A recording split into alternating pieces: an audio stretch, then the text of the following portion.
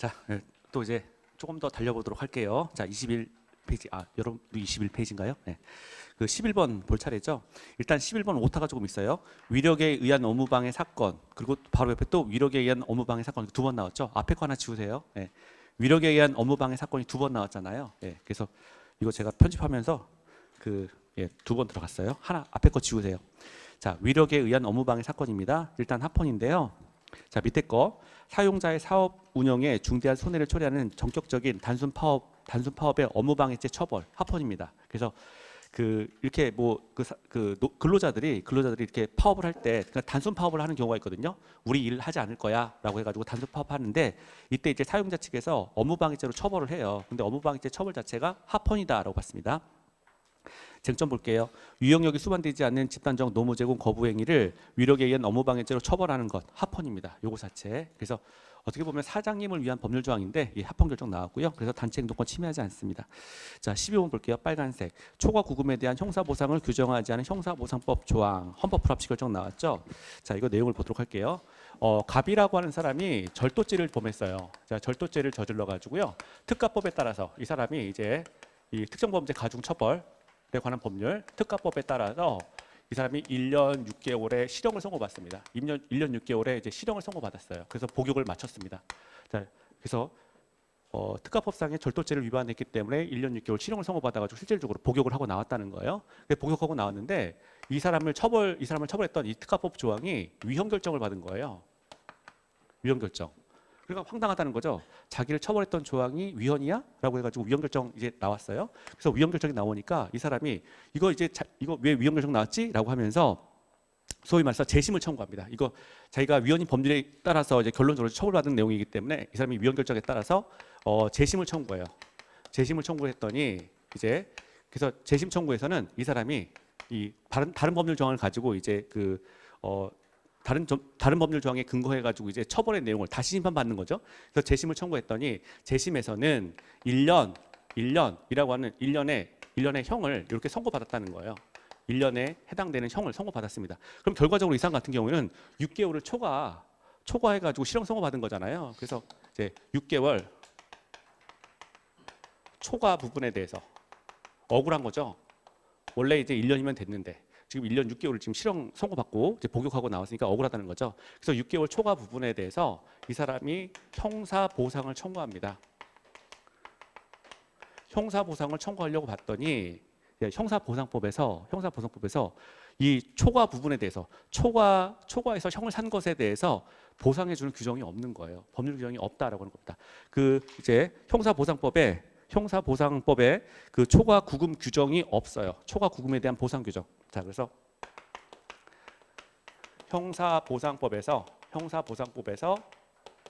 초과 구금이 있을 때 보상하는 규정이 아예 없다는 거예요.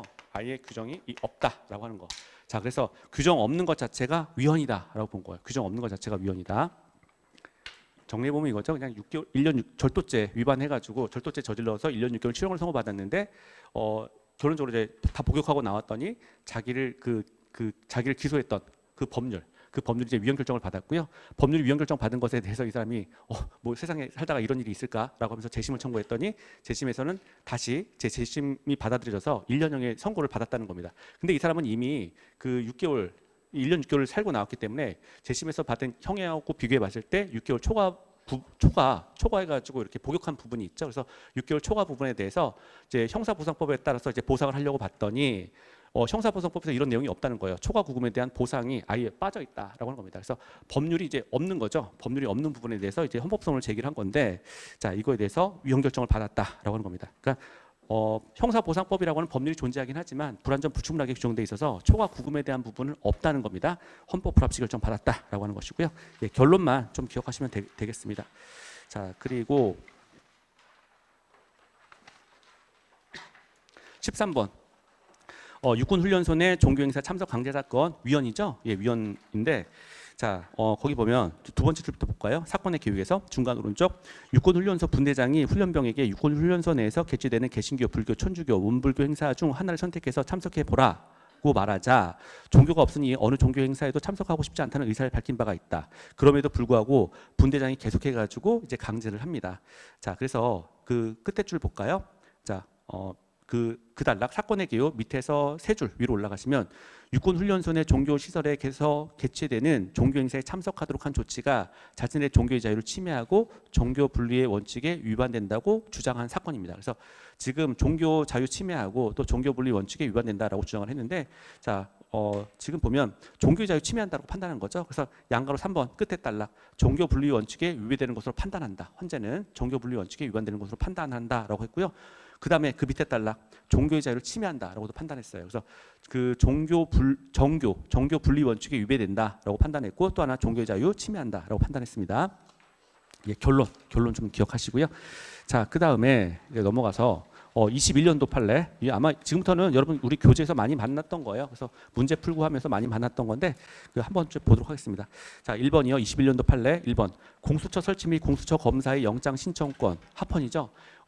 우리나라 지금 현행 법 체계에서 그 영장 신청권은 검사만 가지고 있잖아요. 영장 신청권은 이제 그 헌법상의 권리인 거죠. 헌법에서 근거한 이제 검사의 권리인데, 지금 이제 공수처 검사도 공수처법에 따라서 영장을 신청할 수가 있고요.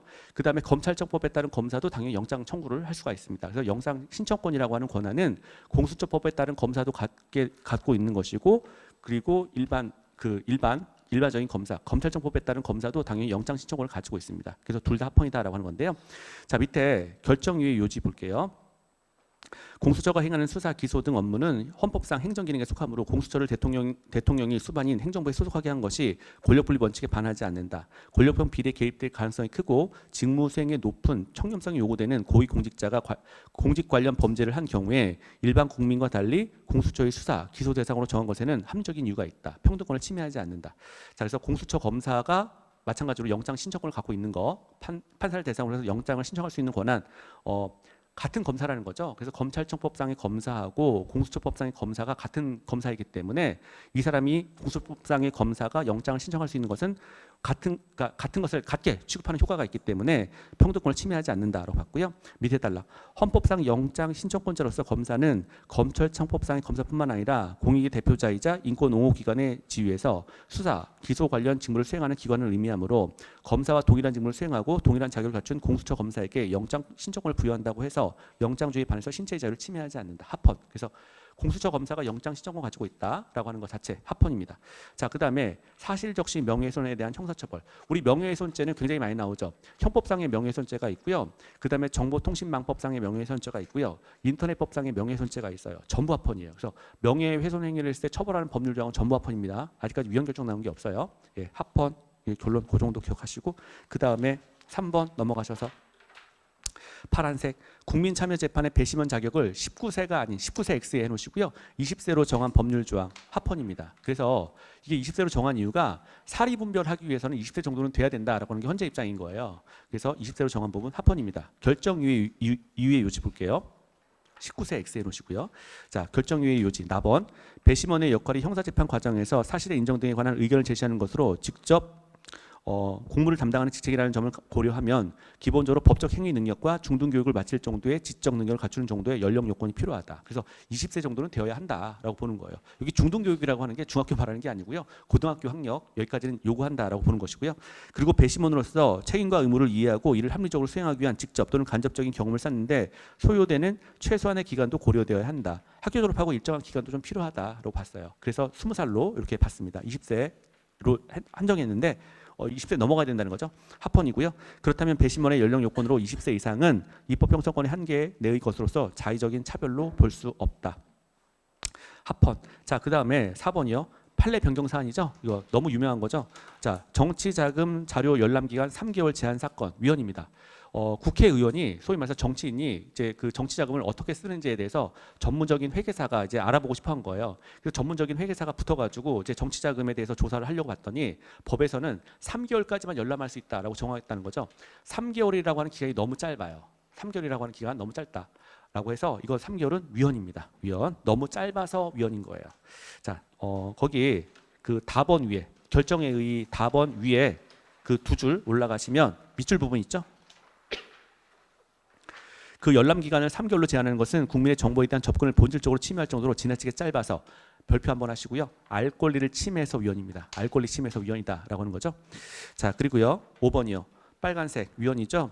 헌법 불합치 결정. 법원에서 불처분 결정된 소년부 송치 사건의 수사 경력 삭제 사건. 자, 삭제가 안 된다라고 하는 거죠. 삭제가 안 되는 게 헌법 불합치 결정 받았습니다. 자, 당해 사건의 원고는 재판을 청구한 사람은 폭력행위 등 처벌에 관한 법률 위반 혐의로 입건돼서 검사로부터 소년부 송치 처분을, 법원에서는 위 소년보 사건에 대해서 불처분 결정을 받았다. 위 결정 후에 14년이 지나 원고는 경찰청장에게 위 소년부 송치 사건에 대한 수사 경력 자료의 삭제를 요청하였으나 삭제의 법적 근거가 없다는 이유로 거부되었다. 그래서 법원으로부터 이거 더 이상 사건 진행 안 할 거야 라고 하는 불처분 결정이 있었는데, 이 불처분 결정이 있고 14년이 지난 다음에도 여전히 사건에 관한 기록이 계속해서 남아 있다는 거죠. 자, 그래서 이거 지금 이제 자료에 대해서 수사 경력 자료를 삭제를 원했는데 14년이 지나도 이제 계속 남아 있는 것 자체 이제 위헌이다라고 봤습니다. 자, 밑에 결정 이유의 요지 볼게요. 거기 밑줄 부분. 범죄 후 시간이 흐를수록 과거 범죄에 대한 자료의 가치는 감소되므로 사건의 경중이나 보존 등에 대한 고려 없이 일률적으로 영구히 보존할 필요가 있다고 보기는 어렵다. 보존 및 폐기에 관한 규정을 두지 않은 조항은 개인정보 자유결정권 침해한다. 개인정보 자유결정권 침해에서 위헌입니다. 그래서 삭제에 관한 규정 자체가 없다는 거죠. 그 결과 개인정보 자유결정권 침해에서 위헌. 이렇게 정리하시고요. 여러분 그 제주도 가봤죠? 친구들이랑 한 10명 이상 가본 적 있어요? 11명 이상? 친구들이랑 11명 이상 가면 적용되는 법률 조항이에요. 합헌 결정 나왔는데요. 밑에 거 6번이요. 파란색 승합 자동차 임차인에 대한 운전자 알선 행위 제한 사건 합헌입니다.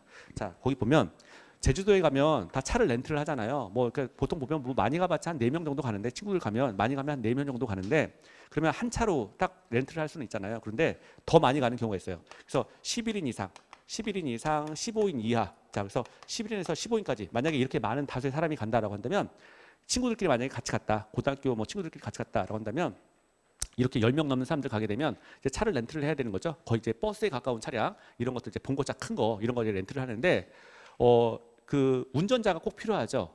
친구들 가운데 한 번 운전하게 되면 걔가 그냥 여행 끝날 때까지 계속 운전하잖아요. 그러면 걔만 죽어나는 거잖아요. 그래서 오히려 이건 굉장히 좋은 것 같아요. 그래서 이렇게 여러 명이 갈 때 차라리 친구들끼리 돌아가면서 운전하지 말고, 여기 그 차량을 렌트해주는 차량 제공 업체에서 사람까지 같이 붙여가지고 렌트해줄 수 있다는 거예요. 운전자까지 같이 끼워가지고 소위 말해서 그 운전자까지 이제 렌트 상품에 이렇게 포함을 시켜가지고 같이 이렇게 렌트할 수 있게 하는 조항, 요거 자체 합헌입니다.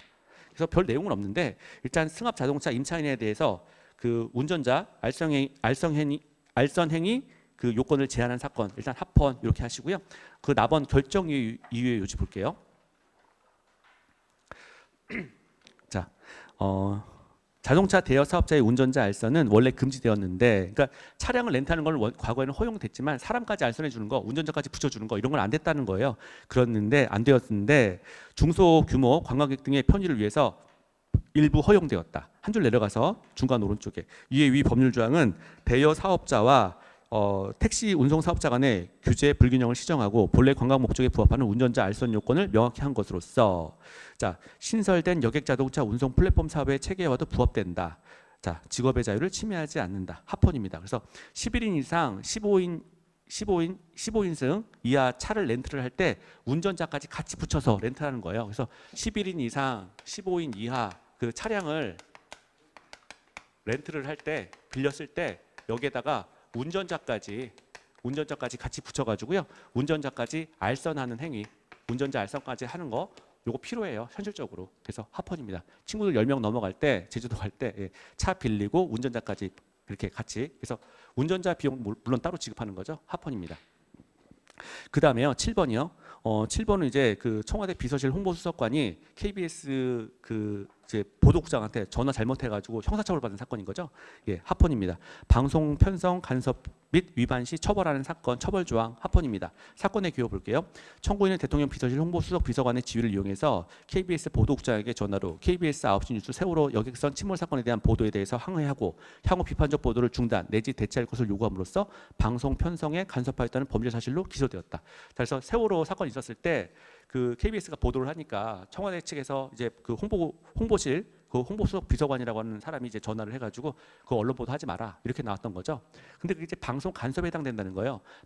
방송에 대해서 간섭 행위를 했을 때 형사처벌합니다. 그 조항 합헌이다라고 하는 얘기고요.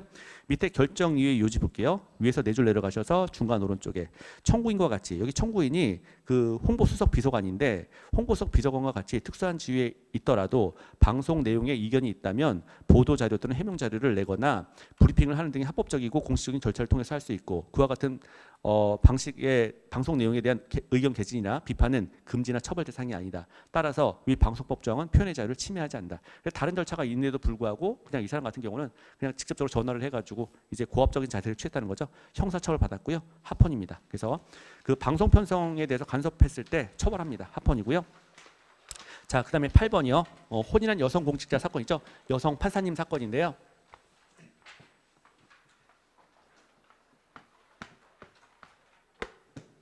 자, 일단 8번이요. 타이틀 빨간색 위헌 결정 나왔죠. 혼인한 여성 공직자에 대한 배우자 직계 존속의 재산 등록 사건 위헌입니다. 자, 이게 공직자 재산 등록에 관한 법률인데요. 이제 공직자 재산 등록에 관한 법률이에요. 이 법률이 공직자 재산 등록에 관한 법률이 이제 개정 전에는 어떻게 규정되고 있었냐면 개정 전에는 혼인을 한 여성 공직자 같은 경우에는 남편의 직계 존속의 재산을 등록하라라고 규정하고 있었다는 거예요. 그러니까 남편의 직계 존속이니까 남편의 아버지 말하는 거예요. 그래서 그 개정 전에는 법률 조항에서 규정하기를 혼인한 여성 공직자 같은 경우에는 남편의 시아버지, 남편의 아버지죠. 그러니까 시부의 재산을 등록하라. 라고 규정하고 있었어요. 그런데 이 법률 조항이 이거 남녀 차별 아니냐? 왜 이렇게 그 혼인했다고 해서 그 시아버지 재산만 등록하게 하느냐라고 해가지고 남녀 차별에 문제가 있다라고 해서 법률이 개정됐어요. 이제 개정은 어떻게 됐냐면 이제 개정 후에는 이 법률 조항이 혼인한 여성 공직자 같은 경우에는 시아버지 재산 등록하는 게 아니라 여성도 아버지가 있을 거 아니에요. 그래서 본인의 이제 직계 존속, 본인의 아버지를 말하는 거죠. 본인의 직계 존속의 재산을 등록하라 라고 하는 것으로 바뀌었어요. 그런데 부칙 조항에서 단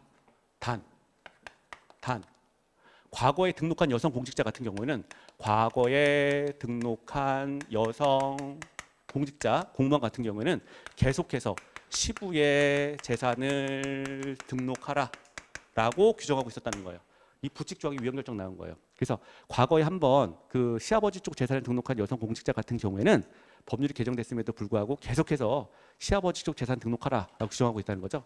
여전히 계속해서 부칙 조항에서 남녀 차별을 불러일으키는 거예요. 그래서 시아버지 쪽 재산을 등록하라라고 하는 건 혼인으로 인한 차별로 볼 수가 있는 거잖아요. 우리 헌법 제36조 제1항이 혼인과 가족생활인데 이 혼인과 가족생활에서는요.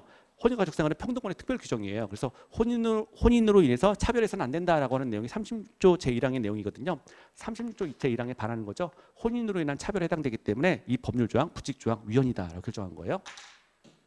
자, 거기 결정 이후의 요지 볼게요. 위 부칙 조항은 개정 전 공직자윤리법에서 혼인한 여성 공직자에게만 배우자, 직계 존속의 재산을 등록하게 한 것이 남녀에 대한 차별적 인식에 기초한 호주제의 잔재라는 이유로 해당 조항을 개정하였음에도 불구하고 개정 전 공직자윤리법에 따라 재산 등록을 하였다는 이유로 계속 재산을 등록하도록 요구하고 있다. 두 줄 내려가셔서 중간 오른쪽 끝에 위 부칙 조항은 혼인과 가족생활 36조 제1항입니다. 30조 제1항 혼인과 가족생활에서 양성의 평등을 선언하고 있는 헌법에 정면으로 위배된다. 36조 제1항에 반한다. 평등원칙에 반한다라고 하는 거예요. 위헌입니다. 자, 그리고 여기 호주제라고 하는 말이 나왔는데 호주제라고 하는 건요. 한 집안의 가계를 남성을 중심으로 해서 구성을 시키고요. 그 남자를 중심으로 해서 가계도를 형성하는 것. 그러니까 한 집안의 그 가장을 남자로 보고 남자를 중심으로 해서 가계도를 형성하는 걸 호주제라고 합니다. 폐지가 됐죠. 호주제는 위헌이에요. 폐지가 됐습니다. 위헌. 자, 그다음에 9번이요. 파란색 합헌이죠. 뭐 각하 결정인데 합헌 취지예요. 퇴직으로 인해서 법관의 파면이 불가능한 경우에 탄핵 심판 청구한 사건인데 자, 요거 자체. 자, 사건의 기호 볼게요. 국회는 피청구인이 서울중앙지법법원 형사수석 부장판사로 재직 중에 다른 법관의 재판에 관여했다는 이유로 탄핵 소추안을 가결하였고 해당 소추 의결서 정본을 헌법재판소에 제출함으로써 이 사건 탄핵 심판을 청구하였다. 그래서 그 현 재직 중인 형사 그 부장판사에 대해서 탄핵 소추안이 가결된 사건이에요. 그런데 피청구인이 이 사람이 임기 만료로 탄핵 심판 중에 퇴직하였다라고 하는 겁니다. 자, 이거 자체 이제 그 각하 결정을 내렸는데요. 자, 지금 맨 끝에 결정유예 유지 볼게요. 맨 끝에 줄 보시면 탄핵 심판 절차의 헌법소 기능을 종합적으로 감안하면 이 사건 심판 청구는 부적법하다. 파면이 불가능한 거죠. 우리가 탄핵 심판을 청구하는 이유는 그 해당 공직자를 파면하기 위해서 탄핵 심판을 청구하는데 지금 당사자가 탄핵 심판 중에 퇴직했기 때문에 탄핵 심판의 대상이 없어요. 탄핵 심판의 대상이 없었기 때문에 이제 각하 결정했다라고 하는 겁니다. 파면이 불가능한 그런 상태이기 때문에 청구 자체에 대해서 각하 결정 내렸다라고 하는 것이고요. 예, 다음 페이지 10번 보시면 2회 이상 음주운전 시 가중처벌하는 사건. 아까 우리 봤던 거예요. 윤창호법입니다. 윤창호법 위헌인 거죠. 자, 그래서 책임과 형벌 사이의 비례 원칙에 관해서 위헌이다라고 하는 건데 사건의 개요 보시면 음주운전 금지 2회 이상 위반 시 이를 가중처벌하는 도로교통법 조항 위헌입니다. 책임과 형벌 사이에 비례 원칙에 반한다라고 해서 위헌인데요. 답번 내려가셔서 결정의 의의 볼게요. 자, 이 사건 음주운전에 대한 경각심과 생명침해에 대한 국민적 공분에 따라서 반복적인 음주운전 행위에 대한 가중처벌을 규정한 이른바 윤창호법에 대해서 위헌 결정한 사안이다. 헌재는 그 취지와 필요성을 충분히 긍정하면서도 2회 이상의 반복적 음주 운전 행위만을 이유로 자, 일률적 필요적으로 처벌을 가중하는 경우에 국가 형벌권의 과잉 행사가 초래될 위험을 우려하여 위헌 결정을 한 것으로 이해할 수 있다. 그래서 법조문의 의미는 내용이 그거였었죠. 책임과 형벌 사이의 비례 원칙에 관해서 일단 우리 위헌 그렇게 한 정리를 하시고요. 자, 그다음에 밑에 11번이요. 19세 미만 성폭력범죄 피해자 진술에 관한 증거 능력 인정 위헌입니다. 그래서 그 미성년자죠. 그 미성년자가 성폭력 범죄를 당했을 때 그 피해자와 동석한 사람의 진술만 가지고도 재판의 증거로 사용할 수 있게 하는 법률 조항 위헌이다. 이제 그런 얘기입니다. 자, 내용을 좀 볼까요? 결정유예 유지 볼게요. 나번.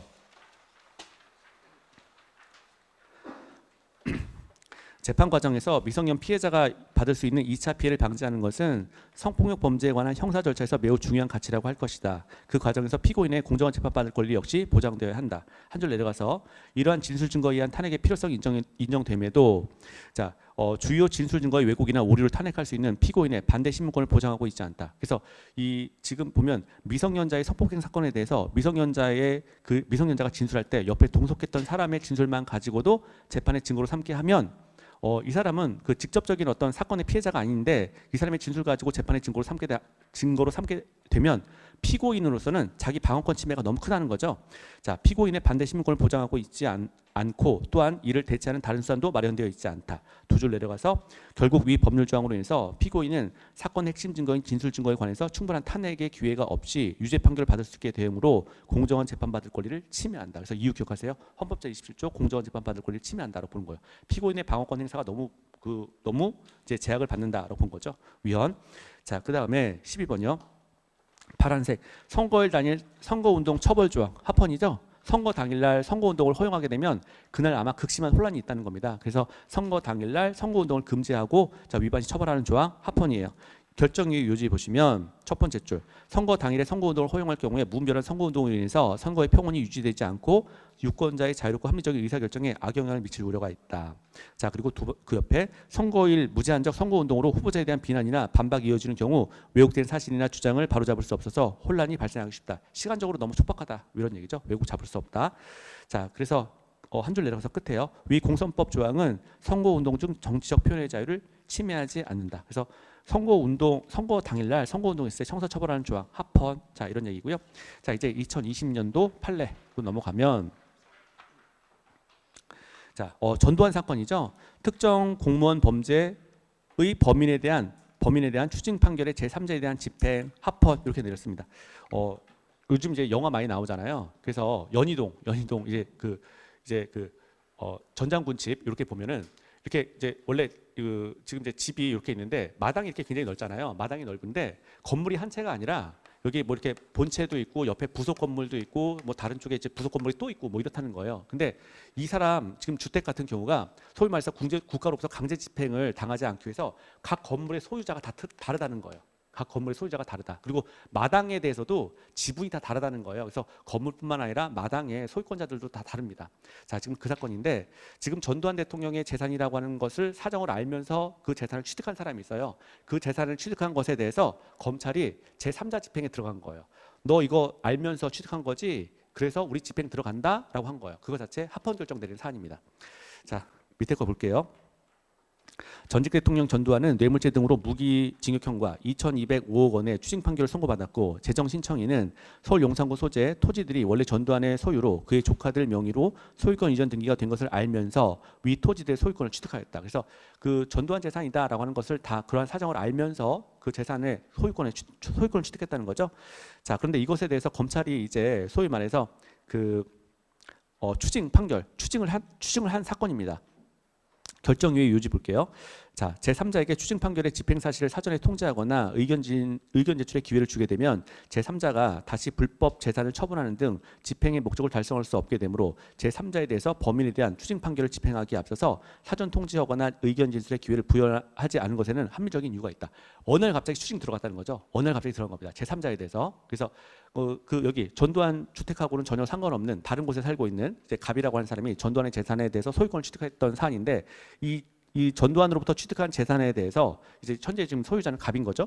그래서 요 재산에 대해서 이제 전두환 재산으로부터 이제 갑이 이제 소유권을 취득했는데 이 갑의 재산에 대해서 갑의 이제 X 부동산에 대해서 이제 검찰이 이제 추징에 들어간 거예요. 근데 추징 들어갔는데 알리지 않고 어느 날 갑자기 느닷없이 들어간 거예요. 그거 자체 합헌 결정 내린 겁니다. 왜냐하면 미리 이제 검찰에서 만약에 통지를 한다면 이 사람이 그 재산을 또다시 제3자한테 매각하는 염려가 있다는 거죠. 그래서 매각의 염려가 있기 때문에 알리지 않고 갑자기 추징 들어갔다라고 하는 것 자체 합헌입니다. 자, 그래서 끝에 이제 공익적인 요소가 크다는 거죠. 결론적으로 제3자의 재산권을 침해하지 않는다라고 봤습니다. 합헌이고요. 자, 3번 볼게요. 3번도 합헌이죠. 기각결정. 자, 만선 신부증 환자의 혈액투석 의료급여에 대한 정액수가 지급 사건 합헌입니다. 자, 이거는 그 의사가 예를 들어서 그 투석 환자가 오면 투석 환자 한번 이렇게 투석해 줄 때마다 이렇게 받는 수가가 지금 이제 보험공단으로부터 의사가 돈을 받는 거예요. 환자가 왔을 때 환자를 진료해 주면서 받는 급여 수가가 있단 말이에요. 보험공단으로부터 의료보험공단으로부터 돈을 받게 되는데 그 수가에 관한 내용이에요. 그럼 어떨까요? 굉장히 구체적이죠. 그래서 만약에 예를 들어서 환자가 왔는데 뭐 의사가 환자를 진료할 때 시간이 1시간 또 2시간짜리가 있고 뭐 3시간짜리가 있고 뭐 이럴 거 아니에요. 그러면 어떤 그 진료의 난이도나 이런 것들 따져 가지고 이제 그 보험공단에서 의사한테 지급하는 비용이 달라질 수 있다는 거예요. 그래서 수가라고 하는 거, 이른바 정액 수가라고 하는 것에 대해서는 내용 자체가 굉장히 구체적이고 기술적이고 세부적이고 전문적인 내용이다라고 하는 걸 우리가 알 수 있죠. 합헌입니다. 그래서 몇 시간 진료했을 때 공단에서 의사한테 얼마 지급하겠다라고 하는 거, 이렇게 구체적, 기술적, 세부적, 전문적인 내용을 담고 있어요. 합헌입니다. 자, 그 다음에요. 4번 볼까요? 4번 보시면 거기 뭐 넘어가기 전에 한번 볼게요. 거기 그 여러분하고 저 페이지가 조금 틀려가지고 문제가 되는데 결정 이후의 유효지 볼게요. 그 밑에 줄. 정액수가 제도는 혈액투석 진료 비용이 급증하는 상황에서 건강보험의 재정 안정성 확보를 통해서 지속 가능한 의료급여가 제공될 수 있도록 하는 것으로서 목적의 정당성과 수단의 적합성이 인정된다. 자, 그래서 의사한테 주는 비용, 자 이렇게 미리 이런 것들은 이제 표로 만들죠. 다 그래서 공단 측에서 표로 미리 만들어놨어요. 그래서 전문적, 구체적, 기술적, 세부적인 내용들입니다. 합헌이고요. 자, 4번이요. 4번은 별표 한번 하시고요. 자, 합헌. 자, 합헌인데 이거 판례 변경 사안이에요. 법령 조항의 시행에 유예 기간을 둔 경우에 청구 기한의 기산점 언제로 삼을 거냐라고 하는 겁니다. 청구 기한의 기산점 삼는 이제 판례였어요.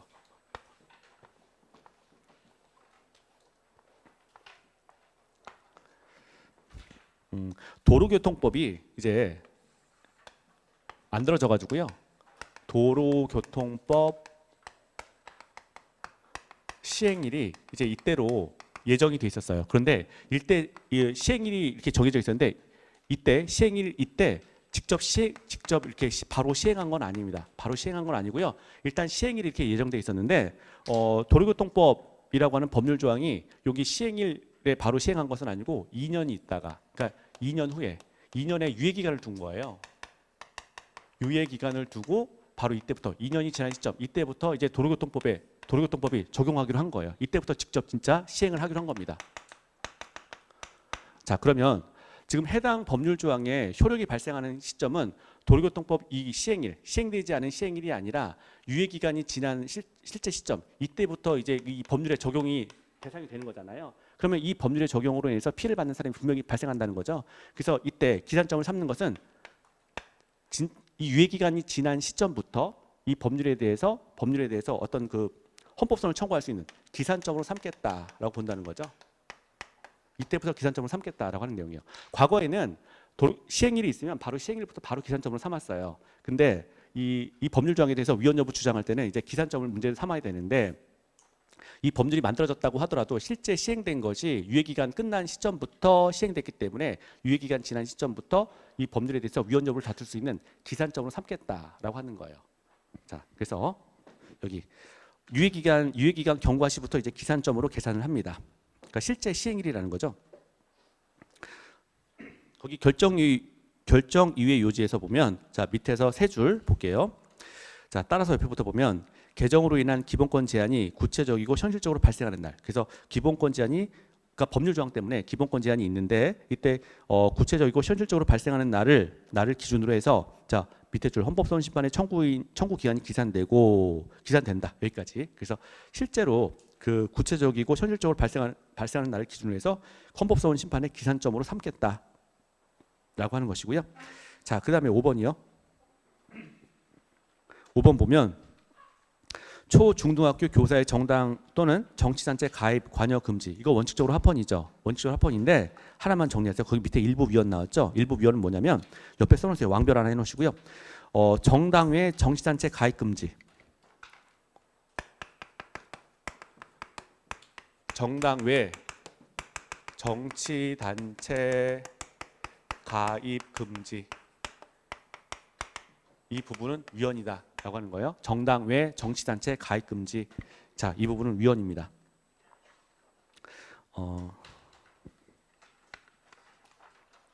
나번 결정 이외 요지 볼게요. 결정 이외 요지. 거기 밑줄 부분. 교사의 정치단체 가입 및 관여 금지는 교사로 하여금 정치적 목적을 지향하는 단체뿐 아니라 정치적 목적을 가지지 않은 모든 단체의 가입을 주저하게 만드는 위축 효과를 발생시킨다. 이 법률조항, 그러니까 정당 외 정치단체 가입 금지. 자, 이렇게 나오면 일단 가입을 못하게 하는 거니까 지금 가입을 주저하게 만드는 위축 효과를 발생시킨다. 따라서 교사에 대한 자 밑줄 거기 왕별 하나 해놓으시고요. 정당의 정치단체 가입 금지는 자 이게 위헌이라는 거예요. 정당 외 정치단체 가입 금지는 동그라미 1번 명확성 원칙에 위배되고 동그라미 2번 정치적 표현의 자유를 침해하고요. 동그라미 3번 결사의 자유를 침해한다. 그래서 정당 외 정치단체 가입 금지 동그라미 1번 명확성 원칙 위반. 정당의 정치단체가 도대체 뭔지 모르겠다는 거예요. 명확하지 않다. 명확성 원칙 위반되고요. 또 정치적 표현의 자유도 침해하고요. 또 결사의 자유도 침해한다라고 봤습니다. 그래서 1번, 2번, 3번 해서 정리 한번 하시고요. 자, 6번 볼게요. 6번은 일단 그 국회의장의 사법개혁특별위원회 위원 강제 개선 사건이라고 하는 건데요. 일단 합헌입니다. 합헌. 국회 안에 이제 보통 보면 17개 상임위원회가 있어요. 국회의원들이 300명이기 때문에 300명을 이렇게 자기 하는 일을 나눠 가지고 이제 각 위원회에 이렇게 소속이 돼요. 자, 그런데 사법개혁특별위원회라고 하는 위원회가 있었거든요. 그래서 이제 뭐 국회 안에서 처리되는 법률 뭐 빠르게 처리하자 이런 것들을 만들기 위해서 그러니까 국회 안에서 어떤 법률의 처리 이런 것들을 그 진행하기 위해서 만들어진 위원회가 사법개혁특별위원회가 있었어요. 그런데 여기 사법개혁특별위원회에서 계속 반대하는 사람이 있다는 겁니다. 특정 정당에 속해 있는 국회의원인데 이 사람이 계속 반대를 해요. 그래서 다 싫어한다는 거죠. 그래서 저 사람 좀 제발 다른 위원회로 보냈으면 좋겠다라고 해가지고요. 그 이제 국회 사법개혁특별위원회에서 요청을 하는 거죠. 국회의장한테 이 위원이 지금 우리 사법개혁특별위원회에 속해 있는 이 사람 뭐 갑이라고 하면 갑이라고 하는 사람이 계속해서 벤치를 놓고 앉아 있는 거니까 이 사람을 좀 다른 위원회에 보내주세요라고 국회의장한테 요청을 하고요. 국회의장이 다른 쪽에 보내버렸다는 거예요. 그리고 원래 다른 곳에 속해 있던 다른 위원회에 속해 있던 사람을 이쪽으로 이렇게 보임했던 사건입니다. 그래서 사임하고 보임했던 이런 사건인데 요거에 대해서 합헌 결정 내렸어요. 자, 밑에 사건 개요 볼게요. 더불어민주당, 바른미래당, 평화민주당, 정의당의 원내대표들은 공수처법 등 사법개혁안을 국회법상 신속 처리 대상 안건으로 지정 처리하기로 합의하였으나 위 특별위원회 바른미래당 소속의 위원인 청구인은 이에 반대한다는 의사를 명시적으로 표명하였다. 그래서 사법특별개혁위원회 이제 사람들이 이제 다 같이 동의를 해야 빨리빨리 이제 법률안 만들고 이렇게 하는데 한 사람이 지속적으로 반대했다는 거죠.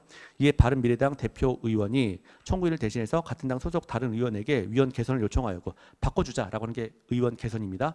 자, 바꾸자라고 하는 게 의원 개선을 요청하였고 국회의장은 이에 따라서 위원을 개선하였다라고 하는 겁니다. 그래서 계속 반대하고 있던 사람 다른 위원회로 보내버리고 다른 위원회에 있던 사람 이쪽으로 보낸 거예요. 합헌이다라고 봤습니다. 합헌. 자, 그다음에 자, 그다음에 또 볼까요? 7번 보겠습니다. 7번. 자, 7번. 거짓 등 부정한 방법으로 운전면허 취득에 대한 제재로서 보유 운전면허 전부에 대한 필요적 면허 취소, 예, 유형 결정 나왔죠. 그래서 이 사람이 예를 들어서 가지고 있는 운전면허가 10개다라고 했는데 진짜 자기 노력에 의해서 딴 게 5개 정도가 있고 거짓으로 딴 게 한 5개 정도 있다는 거죠. 근데 운전면허를 취소할 때 10개 모두에 대해서 취소하게 되면 위헌이다라고 하는 판결입니다. 그래서 한정 위헌 결정 내린 거죠. 자, 거기 결정 이유의 요지에서요. 위에서 4줄 내려갈게요. 부정한 방법으로 취득하지 않은 운전면허의 경우에는 운전면허를 부정 취득하게 된 경위, 부정한 행위의 구체적 내용, 그 위법성의 정도, 운전자의 형사처벌 여부 등 구체적 사안의 개별성과 특성을 고려해서 불법의 정도에 따라 행정청으로 하여금 취소 여부를 결정하는 것으로 충분히 그 입법 목적을 달성할 수 있을 것이다. 따라서 거짓이나 그 밖의 부정한 수단으로 받은 운전면허를 제외한 운전면허까지, 그러니까 모든 운전면허에 대해서 필요적으로 취소하도록 한 부분은 운전자의 일반적 행동 자유권 또 직업의 자유를 침해한다. 그래서 운전면허 취소 사건 같은 경우는 이제 일반적 행동의 자유 침해하고요, 또 직업의 자유를 침해한다라고 보고 있잖아요. 예, 위헌입니다. 자, 그다음에 8번이요. 한강 수계로부터 이제 합헌 파란색인데 한강 수계로부터 수돗물을 공급받은 수요자는 물 이용금 부과 사건. 그래서 수돗물 쓸 때 뭐 수돗물에 대해서 그 수돗물 공급받는 사람이 이제 수돗물 사용 비용을 따로 내고 그다음에 부담금도 또 따로 이렇게 낸다는 겁니다. 그거 자체 합헌 결정 내렸어요. 자, 내용을 보면요.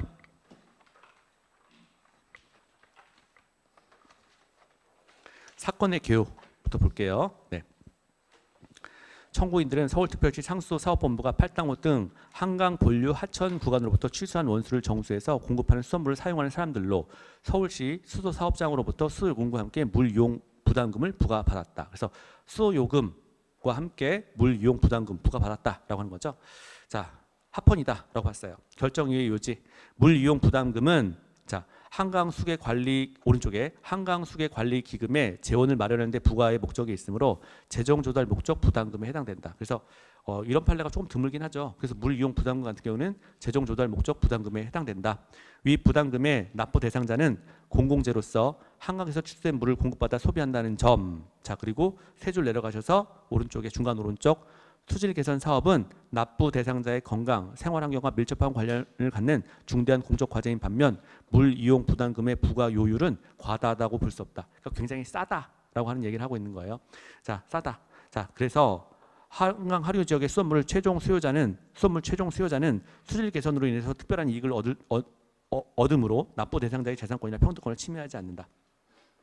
한마디로 이제 그 물 이용 부담금을 이제 그 수돗물 사용자가 물 이용 부담금에 대해서 이제 부과를 받는데 싸게 그래서 그 싸게 그 부과받는 거기 때문에 이 정도는 부담할 수 있다라고 봤죠. 합헌.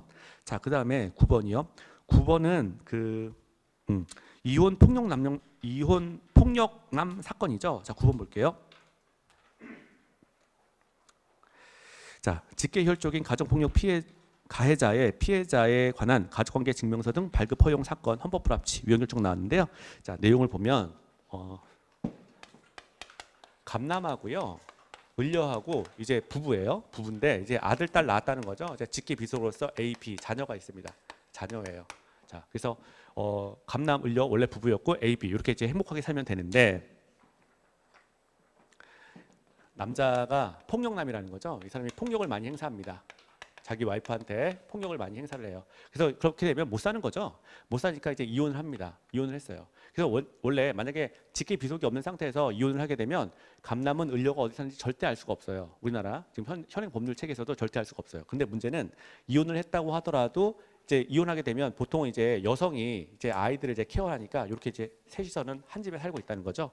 이혼을 했는데 문제는 이혼했다고 해서 여기 직계 비속 AB에 해당되는 직계 비속과 아버지의 관계가 깨지는 건 아니란 말이죠. 자, 그래서 지금 이제 이혼을 해가지고 아이들이 자기 엄마하고 이렇게 같이 살고 있는데 직접적으로 을려의 주소지는 알 수가 없지만 갑이 여기 자기 아이들 A나 B의 주소지는 언제든지 확인이 가능하다는 거죠. 그 AB의 주소지 확인이 가능하기 때문에 AB의 주소지 확인을 통해서 이 을려가 어디 사는지 금방 확인할 수 있다는 거예요. 그래서 AB의 주소지 확인을 통해서 결국 을려가 어디 사는지 알 수가 있고 찾아가가지고 다시 폭행한다는 거예요. 그래서 가족관계 등록에 관한 법률이 이런 경우에 배우자의 그 어떤 그러니까 이 법률 조항 자체가 이제 이혼한 배우자가 직계 비속의 주소지를 확인함으로써 그 이혼 당사자의 그 주소지를 확인할 수 있게 하는 법률 조항 요거 자체 법률이 불완전 불충분하게 규정됐다라고 봐가지고요. 이제 헌법 불합치 결정 나왔다라고 하는 거죠. 거기 결정에 의해서 답원 결정에 의해서요. 위로 세 줄 올라가세요.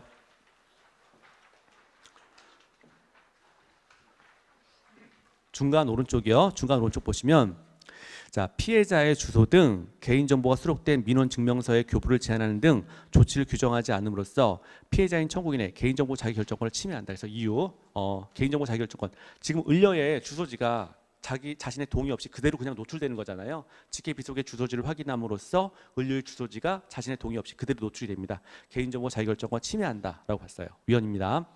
자, 그다음에 10번이요. 10번은 자, 두 가지 행위로 나눠 보셔야 되는데 자, 문화예술인의 정치적 성향에 대한 정보 수집과 하나 끊고요. 지원 사업 배제 행위. 둘 다 위헌 확인된 사건입니다. 둘 다 위헌 확인.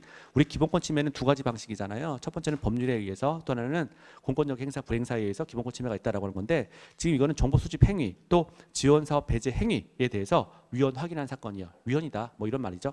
자, 밑에 사건의 개요 볼게요.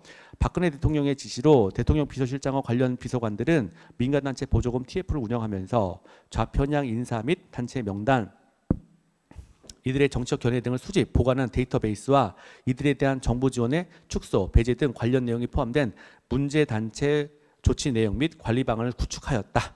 두 줄 내려가셔서 그리고 문화체육관광부는 한국문화예술위원회, 영화진흥위원회 등을 통해서 정부의 각종 지원 사업에 이들의 참여를 배제하고 지원을 차단하였다. 그래서 정부의 반환은 어떤 예술인들의 명단을 국가에서 이제 관리 감독을 한 것이고요. 그리고 또 하나는 이 사람들에 대해서 국가가 발주하는 일자리 일체 주지 않겠다라고 한 겁니다. 그래서 지원을 일체 배제시켰다라고 하는 거예요. 둘 다 위헌 확인인데요. 밑에 결정이유 요지 볼게요.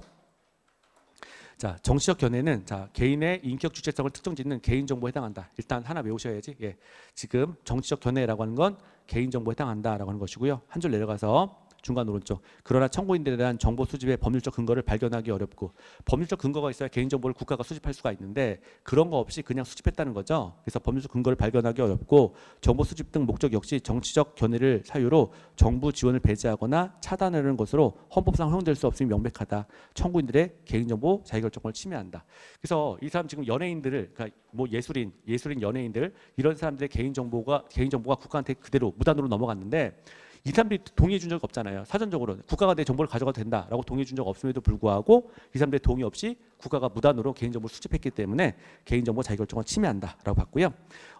두 줄 더 내려가세요. 중간 오른쪽에 보시면 청구인들에 대한 지원 배제 역시 그러니까 두 번째 행위에 대해서 심사하는 거죠. 청구인들에 대한 지원 배제 행위 역시 법률적 근거가 없다. 그 목적 또한 정부의 비판적 견해를 가진 사람들을 제재하기 위한 것이므로 국민주권주의와 자유민주적 기본질서에 반해서 청구인들의 표현의 자유를 침해한다. 그래서 첫 번째는 개인정보 자기결정권 침해, 두 번째는 표현의 자유 침해 이렇게 두 가지입니다. 그 예술인들이 국가로부터 지원을 받아가지고 결국은 예술을 통해서 어떤 자기가 표현하고 싶은 것들을 표현을 해야 되는데 지원 자체가 없었기 때문에 자기가 원하는 바를 표현하지 못했다고 본 거예요. 그래서 표현의 자유를 침해한다라고 봤어요. 예, 그래서 두 가지. 개인 정보가 노출된 거는 개인정보 자기결정권 침해. 자, 그리고요. 여기 아까 그 폭력남 사건하고 유사한 거죠. 여자의 정보가 자기의 동의 없이 노출이 되면 개인정보 자기결정권 침해예요. 그리고 지금 이제 그 문화인 예술인에 관한 정보가 자기의 동의 없이 노출되면 이것도 개인정보 자기결정권 침해예요. 그리고 지원을 배제하게 되면 지원을 받아야 예술인으로서 뭔가를 표현할 수가 있는데 예술인으로서 표현을 못하게 되는 거니까 표현의 자유 침해. 자, 그렇게 정리하시면 되고요. 자, 이제 2019년도 판례 보도록 하겠습니다. 예, 다 왔어요. 예, 보시면 2번 변호인이 되려는 변호사의 접견교통권. 이거 헌법상 기본권인 거죠. 자, 변호인이 되려는 그 변호사의 접견교통권. 이거 자체 헌법상 기본권입니다. 사건 개요 보면은요.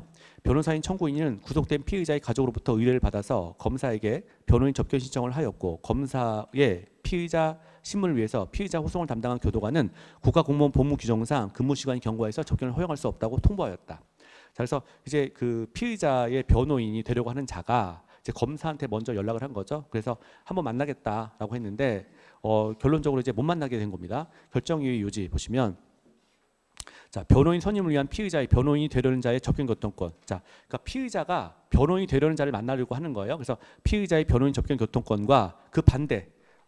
지금 변호인이 되려는 자가 피의자를 만나는 것 둘 다 헌법상 기본권인데요. 자, 피의자의 변호인이 되려는 자의 접견 교통권은 자, 헌법 제12조 제4항에 따라서 헌법상 기본권으로 보호되고 변호인이 되려는 자의 피의자와의 접견 교통권 역시 자, 피의자의 변호인을 조력받을 권리의 핵심적 내용으로서 서로 표리 관계에 있으므로 헌법상 기본권으로 보장되어야 한다. 그래서 피의자가 변호인이 되려는 자를 만나거나 또는 변호인이 되려는 자가 피의자를 만나는 것도 양쪽에서 다 헌법상 기본권으로 보호된다라고 하는 것이고요. 자, 지금 읽은 것에서 세 줄 내려가시면 중간부터 이 사건 검사의 접견 불허 행위는 변호인이 되려는 청구인의 접견 교통권을 침해한다라고 봤어요. 접견 교통권 침해한다. 그래서 위헌 확인.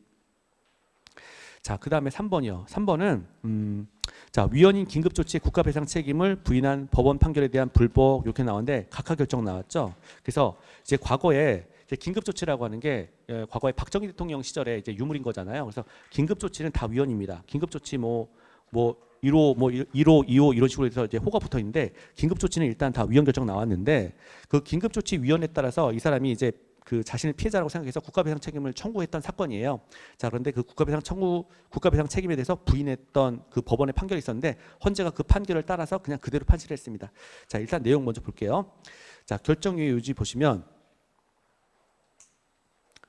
자, 법원의 재판은 헌재가 위헌을 결정한 법령을 적용함으로써 국민의 기본권을 침해한 경우에 한해서 예외적으로 헌법소원의 대상이 된다.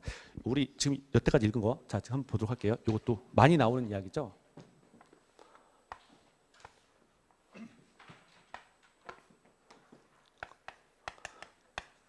자, 원칙적으로 법원의 재판은 그 법원의 재판 형식에 관련돼 있든 또는 내용에 관련돼 있든 상관없이 자, 법원의 재판은 원칙적으로 헌법소원 대상이 되지 않습니다. 헌소 대상이 되지 않는다라고 하는 거예요. 이게 원칙인 거죠. 법원의 재판은 원칙적으로 헌법소원의 대상이 되지 않아요. 이유가 우리나라를 원칙적으로 삼심제를 취하고 있죠. 그래서 뭐 지방법원, 고등법원, 대법원 이런 식으로 해가지고 이제 삼심제를 취하고 있는데 만약에 대법원 확정 판결에 난 것에 대해서 이제 확정 판결 난 걸 가지고 여기 나 불복해야 되겠어라고 하면서 헌법소원을 제기하고 헌법소원을 받아주게 된다면 삼심제를 넘어가서 사심제가 이루어지는 거잖아요. 그래서 원칙적으로 이제 법원의 재판은 그게 형식에 관련됐든 내용에 관련된 재판이든 뭐가 됐건 간에 원칙적으로 재판은 헌법소원의 대상이 되지 않습니다. 헌재가 심사하지 않는 게 원칙인 거예요. 그리고 헌재법에 심사하지 않는다라고 나와 있어요. 법원의 재판을 제외한다라고 규정하고 있습니다. 그래서 법원의 재판은 헌법소원의 대상이 되지 않는 게 원칙이에요. 그런데 이게 원칙인데요. 예외적으로 헌법재판소에서 헌재에서 위헌으로 결정한 법령을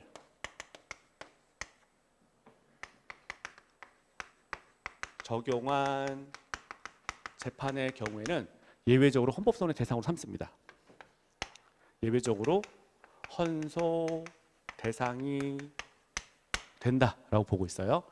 원칙적으로 법원의 재판은 헌법소원의 대상이 되지 않지만 예외적으로 헌법재판소에서 과거에 위헌으로 결정한 법령을 적용한 재판의 경우에는 이제 위헌으로 결정한 법령이라고 한다면 무효인 법률인 거잖아요. 없어진 법률, 무효인 법률에 근거해서 이루어진 재판 같은 경우에는 헌법소원의 대상이 된다라고 한다는 거예요. 그래서 이게 원칙하고 예외 이렇게 원칙과 예외가 있는데 자, 지금 다시 일로 돌아가 가지고요. 자, 결정유예 유지에서요. 법원의 재판은 헌재가 위헌으로 결정한 법령을 적용함으로써 국민의 기본권을 침해한 경우에 한해서 예외적으로 헌법소원의 대상이 된다. 긴급조치 1호 및 제9호에 대해서 헌재가 위헌 결정을 하였지만 끊고요. 위 판결에서 국가배상 책임을 부인한 것은 자, 긴급조치의 위헌성에도 불구하고 국가배상 책임이 성립하지 않는다는 대법원의 법률 해석에 따른 것이다. 자, 이 말이 뭐냐면 긴급조치가 위헌인 것과 국가배상 책임은 별개다라고 하는 거예요. 긴급조치가 위헌인 것과 국가배상 책임은 별개다라고 봤어요. 자, 그래서 대법원이 이렇게 해석을 한 것이고요. 헌재도 그에 따른다는 거죠. 긴급조치가 위헌인 것과 국가배상 책임은 별개다라고 봤습니다. 따라서 위 판결은 예외적으로 헌법소원의 대상인 경우에 해당하지 않아서 그에 대한 심판 청구는 부적법하다. 자, 그래서 여기 법원의 재판은 원칙적으로 이제 헌법소원의 대상이 되지 않고요. 다만 예외적으로 헌재에서 과거에 위헌으로 결정한 법령을 적용한 재판의 경우에는 예외적으로 헌법소원의 대상이 된다라고 보고 있는 건데 이 사건 같은 경우에는 그 이제 긴급조치가 위헌인 것과 또 국가배상 책임은 별개다라고 보는 것이 기본적인 그 대법원의 판결 내용이었기 때문에 헌재도 그에 따라서 더 이상 심사하지 않겠다라고 본 사안입니다. 자, 그다음에 4번이요. 빨간색 헌법 불합치 결정 나왔죠. 낙태행위에 대한 형사처벌 부분 헌법 불합치입니다. 그 여성의 자기 결정권을 침해하죠. 여성의 자기 결정권을 침해해서 위헌인데요. 낙태에 대해서 형사처벌하는 부분, 그러니까 그 여성의 자기 낙태죄를 처벌하는 부분하고요. 그 여성을 도와주는 의사까지 처벌하는 의사 낙태죄가 있었죠. 의사 낙태죄 처벌 조항도 헌법 불합치 위헌이고요. 여성의 자기 결정권을 침해하는 법률 조항, 그러니까 낙태행위에 대해서 여성을 처벌하는 법률 조항, 자, 그것도 헌법 불합치 결정 나왔습니다. 자, 결정 이유의 요지 보시면 낙태행위에 대한 처벌은 나번이요. 자, 낙태행위에 대한 처벌은 형벌의 위하를 통해서, 위하는 이제 겁을 주는 거 말하는 거죠. 형벌의 위하를 통해서 태아의 생명을 보호하기 위한 것으로서 입법 목적이 정당하고 방법도 적절하다. 자, 이렇게 나왔는데요. 밑에 또 볼게요. 임신, 출산, 유아는 여성의 삶에 근본적이고 결정적인 영향을 미칠 수 있는 중요한 문제이므로 임신한 여성이 임신을 유지 또는 종결할 것인지를 결정하기 위해서는 충분한 보호와 기간이 보장되어야 한다. 이와 같은 사정을 감안하면 태아가 모체를 떠난 상태에서 독자적으로 생존할 수 있는 시점인 임신 22주 내외에 도달하기 전이면서 동시에 임신 유지와 출산 여부에 관한 결정권을 행사하기에 충분한 시간이 보장되는 시기까지 낙태에 대해서는 국가가 태아에 대한 생명 보호의 수단 및 정도를 달리 정할 수 있다고 봄이 타당하다. 그러니까 이 헌법재판소 말은 뭐냐면 총 임신 기간이 만약에 10달이라고 보면 40주가 되거든요. 이 40주 기간 가운데 그러니까 임신 기간이 만약에 예를 들어서 지금 40주다라고 한다면 중간쯤에 이제 22주가 있잖아요. 그러면 처음에 임신이 되고서 22주까지는 어느 정도 낙태가 가능하다라고 본 거예요. 낙태가 가능한 시기로 잡을 수 있다라고 하는 것이고요. 임신 22주가 넘어가게 되면 이때를 40주라고 본다면 이때는 거의 사람에 가까운 시기인 거잖아요. 사람에 가까운 시기에 대해서는 낙태를 할 수 없다는 거예요. 그래서 이때 22주부터 40주까지는 낙태를 할 수 없으니까 법률로 할 수 없는 시기로 정할 수 있다는 겁니다. 그래서 헌법재판소는 낙태 가능 시기와 낙태가 불가능한 시기를 국회가 법률로 정할 수 있다라고 보는 거예요. 임신 22주 전까지는 낙태 가능 시기를 법률로 적용할 수 있다라고 보는 거죠. 자, 그 얘기가 나온 거고요. 그리고 그 결정 이유에서 그 첫 번째 단락에서 밑에서 세 줄 위로 올라가시면 중간 오른쪽 낙태죄를 통한 전면적 일률적인 형사처벌의 위협은 태아의 생명보호라는 입법 목적의 달성에 필요한 정도를 넘어서 임신 유지 및 출산을 강제하는 것으로서 임신한 여성의 자기 운명 결정권을 침해한다. 그래서 어쨌든 여성의 자기 결정권을 침해하는 거예요. 자기 결정권 안에 자기 운명 결정권도 들어가 있는 거죠. 그래서 자기 결정권 침해해서 이제 헌법 불합치 위헌 결정 나왔다라고 하는 것이고요. 예, 넘어가겠습니다. 5번. 자, 자사고 지원자. 우리가 판례 많이 봤었죠? 자사고 지원자의 그 중복 지원 금지 사건.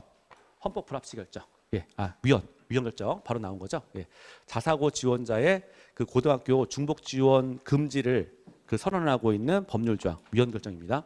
그 내용을 먼저 보도록 할게요. 고등학교 입시.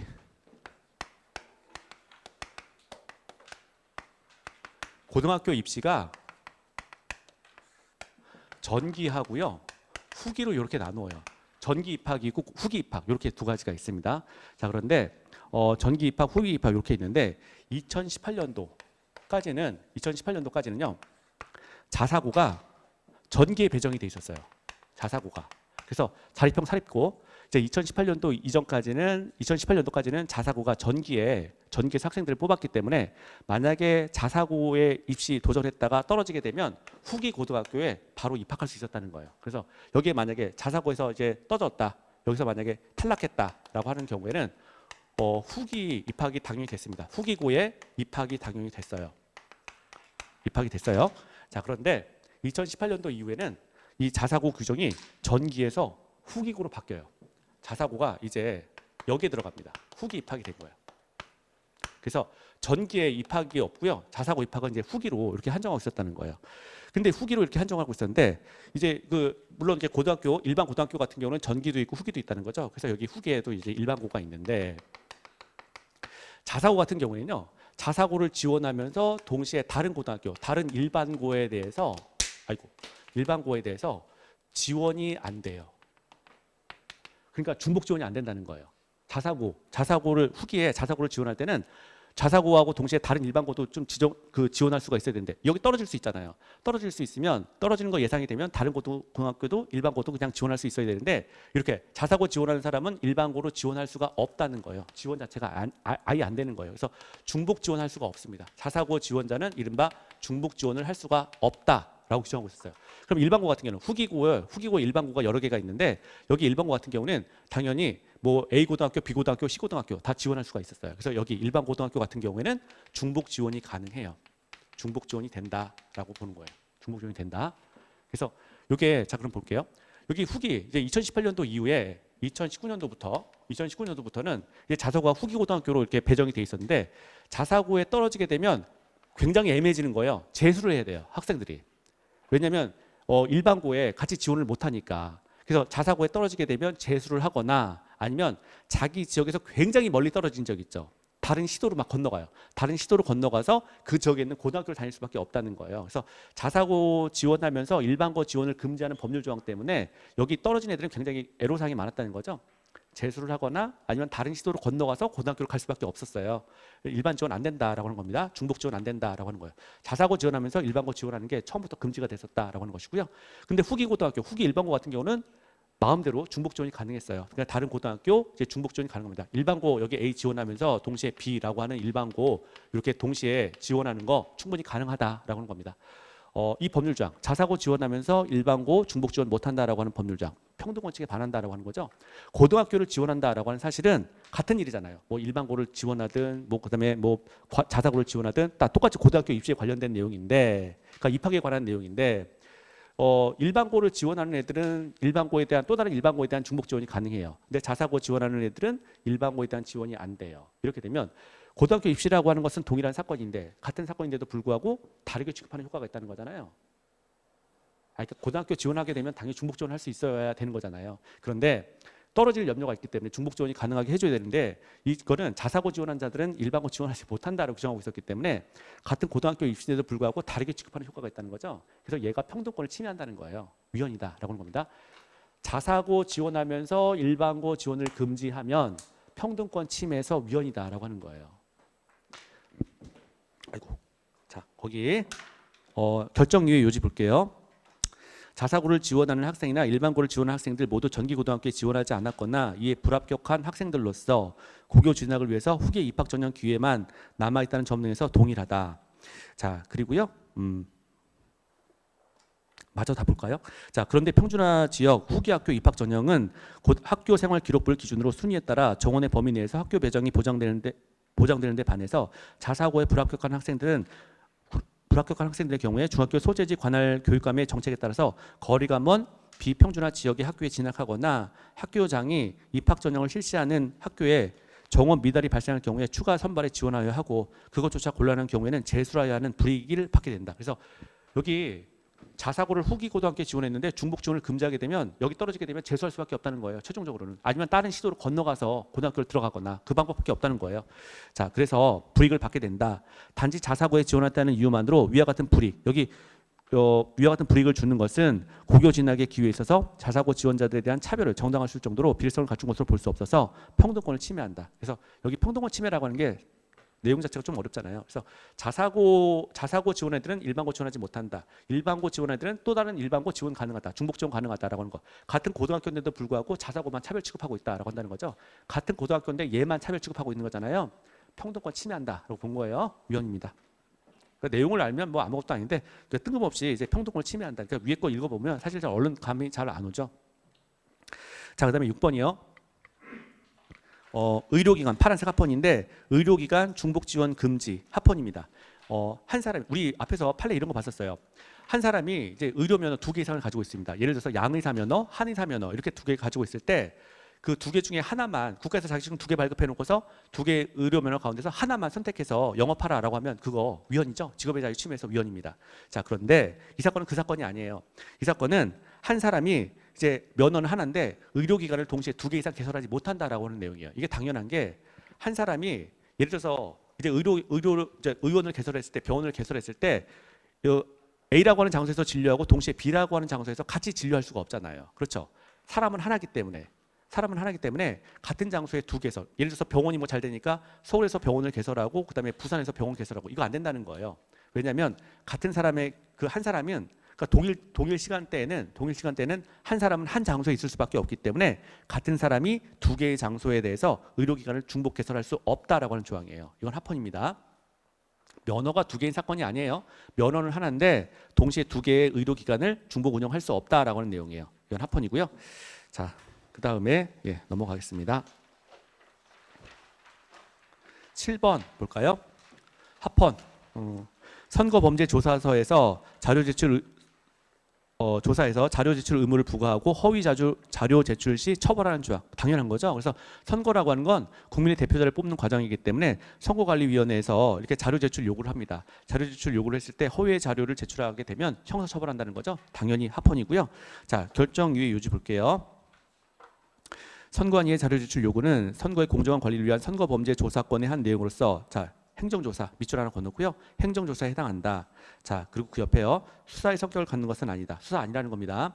자, 또한 자료 제출 요구는 자발적 협조를 전제로 하고 있고 자료 수집을 위해서 물적 강제력을 수반하지 아니하므로 형사 절차에만 적용되는 영장주의가 적용되지 않는다. 그래서 물리적 강제력을 수반하는 사건에 대해서 영장주의가 적용되는 거잖아요. 지금 이 사건 같은 경우는 선관위가 팩스를 보내는 거예요. 그 후보자한테. 그래서 당신 선거범죄 저지른 거 있으면 미리 다 신고 좀 하세요라고 팩스를 보내고요. 그리고 답변을 팩스로 받는 거예요. 그래서 어떤 물리적 강제력을 수반하는 사건이 아니기 때문에 영장주의 적용 대상 아니다라고 하는 겁니다. 자, 그 밑에 단락 밑에서 세 번째 줄 위로 올라가셔서 중간 오른쪽에 행정조사 대신 수사 절차에 의하는 경우에 그 절차의 제재의 엄격성 등에 비추어 조사 대상자의 일반적 행동 자유권 등 기본권을 덜 제한하는 것도 아니므로 과잉금 전칙에 위배되지 않는다. 일단 합헌이니까 기본권 침해는 없다라고 한다는 거죠. 기본권 침해 없고요. 그래서 합헌. 자, 그 다음에 8번 볼게요. 8번 보시면 지금 통상의 출퇴근제에 대한 소급적 보호 사건인데 헌법 불합치 위헌규정 나왔죠. 자, 지금 먼저 보도록 할게요.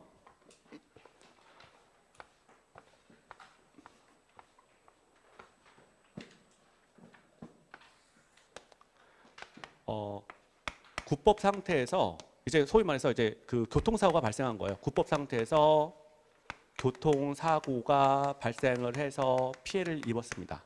그런데 사고가 먼저 발생을 했는데 산재법에, 그러니까 산재보험법이죠. 산재보험법이 개정이 됐어요. 개정이 됐는데 어떻게 개정이 됐냐면 유리하게 개정이 됐어요. 그래서 산재보험법이 개정이 돼서 이제 교통사고 발생자에 대해서 이제 피해를 보상하라.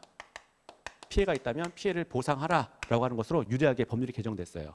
그래서 1번은 이제 구법 상태에서 이제 교통사고가 산재구법이라고 하는 게 산재구법을 말하는 거예요. 그래서 옛날 법 상태에서 교통사고가 발생을 했는데 그 다음에 사고 발생이 있고 나서 산재보험법이 개정됐는데 교통사고 발생 피해자가 있다면 이 사람들의 피해를 널리 구제하라, 널리 보호하라라고 하는 식으로 유리하게 이게 보상 규정이 이제 개정이 됐어요. 보상 규정이 개정이 됐는데 자, 이 법률 조항 부칙에서 뭐라고 규정하고 있었냐면 부칙에서는 개정 전에 발생한 사고에 대해서 부칙에서는 개정 전, 이 법률 개정 전에 발생한 사고에 대해서는 보상하지 않는다라고 규정하고 있었다는 거예요. 이 말은 이렇게 이 개정된 법률이 이렇게 소급 적용이 안 된다 이런 표현인 거잖아요. 소급 적용해서 이른바 보상해 줄 수는 없다라고 규정하고 있었다는 거예요. 자, 그래서 법률 부칙 조항에서 법률 개정 전에 발생한 보상 사고에 대해서는 보상할 수 없다라고 규정하고 있고요. 개정 이후에 법률 개정 이후에 발생한 사건 사고에 대해서만 이제 보상해 주기로 한 거예요. 자, 보상해 주기로 했다라고 하는 건데요. 요거 자체가 소위 말해서 그러니까 구법에서 발생한 사고에 대해서는 이제 보상이 일체 없다는 거죠. 여기에 대해서는 이제 보상이 없다라고 하는 건데, 그리고 신법 개정 이후에 발생한 사건 사고에 대해서만 이 상태에서만 이제 보상을 하겠다라고 하는 내용인데요. 우리가 교통사고 발생이라고 하는 게 소위 말해서 이제 산재보험법이 어쨌든 이제 그 피해자한테 유리하게 보상하는 것으로 개정됐는데 이 법률 조항이 이제 위헌결정 났던 것은 이제 교통사고라고 하는 것은 이제 이쪽에 법이 법이 개정되기 전에 발생한 교통사고나 법률이 개정되기 이후에 발생한 교통사고나 똑같은 이제 교통사고라고 하는 거잖아요. 그래서 같은 사건인데도 불구하고 법률 개정 시점에 이전에 발생한 사고에 대해서는 보상해주지 않고 그리고 법률 개정 이후에 발생한 법률 개정 이후에 발생한 교통사고에 대해서만 보상해주기로 한 거예요. 같은 교통사고인데도 불구하고 이쪽은 보상해주지 않고 이쪽은 보상해주겠다라고 한다는 거죠. 그래서 우리가 평등권이라고 하는 건, 자, 평등권도 이제 보상 여부에 대해서 지금 문제가 된 건데, 평등권이라고 하는 건 같은 것은 같게 취급하고 다른 것은 다르게 취급하는 걸 평등이라고 하잖아요. 다르게 취급한다라고 하는 거예요. 지금 이 사건 같은 경우에는요. 개정 여부를 기준으로 해서 법률 개정 전에 발생한 사고에 대해서는 보상하지 않고 개정 이후에 발생한 사고에 대해서는 보상하겠다라고 하는 건데 교통사고라고 하는 사실은 같은 거거든요. 같은 건데도 불구하고 이 법률 개정 시점을 문제 삼아가지고 개정 이후에 발생한 것만 보상하겠다라고 했기 때문에 같은 교통사고인데도 불구하고 같은 사고예요. 같은 사고인데도 불구하고 다르게 취급하는 효과가 있다는 거예요. 저쪽은 이제 국법에서 발생한 사고는 보상하지 않고 그다음에 이 법률 개정 이후에 발생한 사고에 대해서만 보상하는 거니까 같은 교통사고인데도 불구하고 다르게 취급하는 효과가 있다는 거죠. 그래서 이거 평등 원칙에 반한다라고 봐가지고요 위헌 결정 나온 거예요. 이게 어떻게 보면 이게 이 법률 조항에 대해서 이거 합헌인 것 같기도 한데 예, 어쨌든 이제 그 똑같은 교통사고인데도 불구하고 이제 법률 개정 이전에 발생한 것만 이제 그 보호를 해주고 아니 법률 개정 이후에 발생한 것에 대해서만 보호를 해주고 법률 개정 이전에 발생한 것에 대해서 보상하지 않겠다라고 하는 것이 이제 위헌 결정 나왔고요. 자 기본적으로 이제 법률이 개정됐을 때 이 법률의 개정 취지가 교통사고 피해자를 좀 넓게 보호하자라고 하는 취지가 있었다는 거예요. 그래서 피해자를 보호를 하려면 뭐 이 개정 전후 따지는 것 자체가 무의미하다라고 보는 거죠. 그래서 지금 법률 개정을 했을 때 개정의 취지 자체는 교통사고 피해자를 넓게 보호하는 게 목적이었기 때문에 개정 이후에 대해서 개정 이후의 사고에 대해서만 보상하는 것 자체는 평등권을 침해한다, 평등 원칙에 반한다라고 봐서 위헌 결정 나왔습니다. 자, 거기 결정 이후의 요지 볼게요. 밑에서 4줄 위로 올라가세요. 중간 오른쪽에 결국 옆에부터 보면 자, 결국 부칙 조항에서 개정법 조항의 소급 적용을 위한 경과 조치, 경과 규정을 두지 않음으로써 개정법 시행일 전에 통상의 출퇴근 사고를 당한 근로자를 보호하기 위한 최소한의 조치도 취하지 않은 것에는 차별을 정당할 만한 합리적 이유가 있는 것으로 보기 어려우므로 평등 원칙에 위반된다. 위헌입니다. 그래서 그 여기 이제 통상의 출퇴근 8번 타이틀 다시 보면 통상의 출퇴근제에 대한 소급적 보호 사건인데 소급적으로 보호하지 않아서 위헌이다라고 하는 거예요. 소급적으로 보호하지 않아서 위헌이다 이 말입니다. 개정된 법률을 국법에 대해서 적용하지 않은 거예요. 개정된 법률을 국법에 대해서 적용하지 않은 거예요. 이렇게 적용하지 않았습니다. 그래서 소급적으로 보상 적용하지 않았다라고 하는 것에 위헌성이 크다라고 본 거예요. 위헌, 예, 헌법 불합치 결정 나왔습니다. 자, 그리고요. 9번은 뭐 너무 유명한 거죠. 선거일 전 90일부터 인터넷 언론의 후보자 등의 명의 칼럼 후보자 명의 칼럼 등 게재 금지 사건. 석 달 전부터 이제 인터넷 신문에다가 글을 쓰는 사람이었는데 이 사람이 후보자로 출마를 했을 때 그 선거일 전 90일부터는 일체 칼럼을 쓰지 못하게 하는 거죠. 위헌입니다. 자, 그래서 밑에 결정 이후의 요지 보시면 위에서 4줄 내려가시면 중간이요. 중간 오른쪽에. 자, 금지의 대상이 지나치게 광범위할 뿐만 아니라 선거와 무관하고 국민의 알 권리를 위해서 꼭 필요한 기사까지도 무차별적으로 금지하고 있다. 맨 끝에 줄 표현의 자유를 침해한다. 표현의 자유 침해해서 예, 위헌입니다. 자, 뭐 너무 유명한 내용이었었고요. 그다음에 서울특별시 학생 인권조례 합헌입니다. 인권조례 자체 합헌이다라고 하는 거예요. 그래서 여기 보면 인권조례 내용이 뭐냐면 선생님이 아이들한테 욕할 수 없다라고 하는 거예요. 그리고 반대 내용도 있어요. 아이들도 선생님한테 욕할 수 없다라고 하는 게 들어가 있어요. 근데 요즘은 어쨌든 이제 그 뭐 의미가 없죠, 사실은. 예.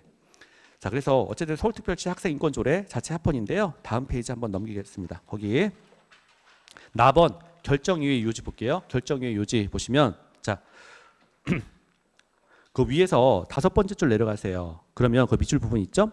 위 조례 조항은 자, 이 조례 조항 그 서울특별시 교육조례가 그냥 만들어진 게 아니라 결정 이후의 요지 보시면 교육기본법이 처음에 등장하죠. 그래서 조례를 만들 때도 당연히 교육기본법 안에서 이제 조례를 만듭니다.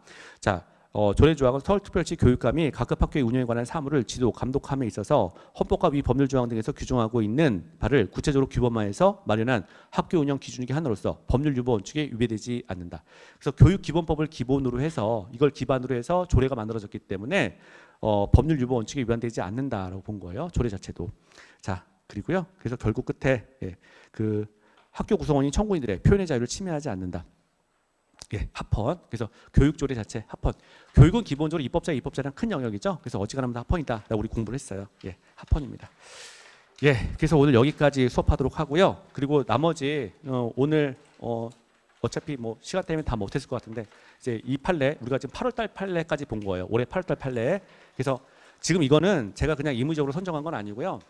그 각 대학교 법과대학 교수들이 있어요. 그 법과대학 교수들 헌법 교수들 가운데서 그 중요 판례로 선정을 해요. 매해. 그래서 그 안에 나와 있는 내용들이에요. 그래서 그 중요 판례 선정 내용이기 때문에 예, 우리 실제 아마 여러분 모의고사 보거나 실제 시험에서도 많이 만났던 판례들일 거예요. 그래서 여기 꼭 복습은 한번 하시고요. 예. 그리고 나머지 판례들 이제 그 하반기 판례 9월 달부터죠. 9월 달부터 이제 내년도 1월 달 판례 이제 그런 것들은 여러분 시험 전에 한 번 더 만나서 같이 공부하도록 하겠습니다. 장시간 수고하셨고요. 예, 질문 있으면 오시기 바랍니다. 수고하셨습니다. 네.